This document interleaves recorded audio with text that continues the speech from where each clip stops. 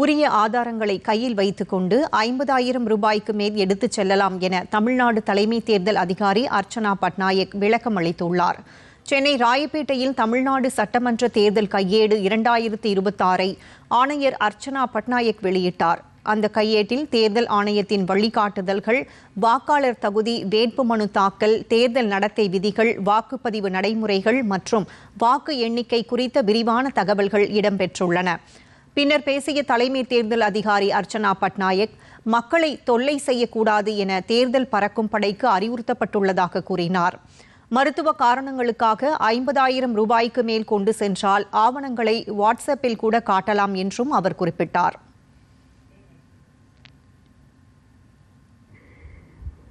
ஒரு வேண்டுகோள் உங்க எல்லாத்துக்கு, நம்ம எப்பவுமே பார்த்தோம்னா தமிழ்நாட்டில் அர்பன் ஏரியாஸில் ஓட்டிங் ரொம்ப குறைவு தான். ஓவரால் நம்ம லாஸ்ட் அசெம்பிளி எலெக்ஷன்ஸ் ஒரு ட்ரெண்ட் பார்க்கணும்னா நமக்கு அந்த 70 to 75 ஜோனில் தான் நம்ம ஓட்டிங் பர்சன்டேஜ். அதில் கூட பார்க்கணும்னா சில கான்ஸ்டிடியூன்சிஸில் ரொம்ப கம்மி. நம்ம ஸ்வீப் மூலமாக நிறைய முயற்சி பண்ணுறோம். உங்கள் மூலமாக கூட ஒரு ரிக்வெஸ்ட் எல்லாருக்கும், நீங்கள் டு வாட் எவர் எக்ஸ்டென்ட் நீங்கள் விழிப்புணர்வு பண்ண முடியும், அது நம்ம எலக்ட்ரல் சிஸ்டம்க்கு it is going to be a very very big support.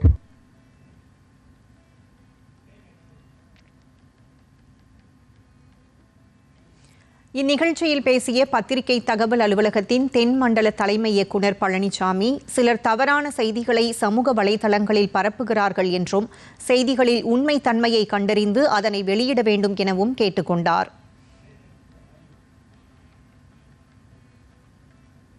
இன்னைக்கு இருக்கக்கூடிய சூழல்ல தி artificial intelligence and fake news, in fact நம்ம ஆர்டிஃபிஷியல் இன்டெலிஜென்ஸ் வந்து எல்லாரும் நம்ம டிவி செய்தி நிறுவனம் பயன்படுத்து, பேப்பர் பயன்படுத்தி எல்லாரும் பயன்படுத்துகிறோம். ஆனால் தவறான செய்திகளையும் தவறான தகவல்களை பரப்புவதற்கே ஒரு குரூப் இருக்குது.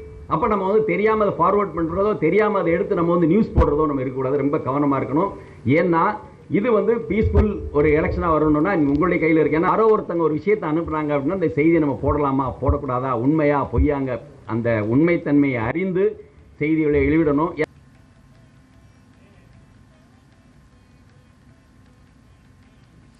நிகழ்ச்சியில் தமிழ்நாடு கூடுதல் தலைமை தேர்தல் அதிகாரி சிவஞானம், PIB இயக்குநர் அருண்குமார், சென்னை தொலைக்காட்சி நிலையத்தின் செய்திப்பிரிவு இணை இயக்குநர் M. ஜெயசிங், அகில இந்திய வானொலியின் செய்திப்பிரிவு இணை இயக்குநர் R. சிதம்பரநாதன் உள்ளிட்டோர் பங்கேற்றனர்.